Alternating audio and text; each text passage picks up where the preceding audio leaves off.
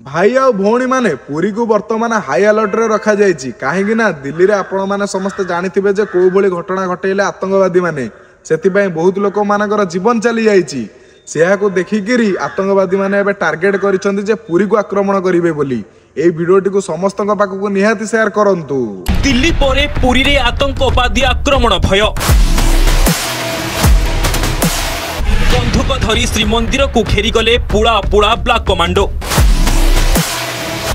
राति अधरे पुरी रे पशिगले शह शह भारतीय जवान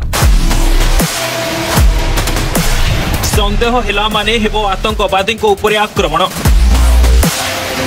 समस्त हाथ में रही AK-47 ठारू आरंभ करी मेसिन गन जन जन को ऊपर रही जवान को नजर स्नाइपर पूरा प्रस्तुत हो रही आदेश मिलला माने आतंकवादी को ऊपर हेबो तुहा को तुहा आक्रमण।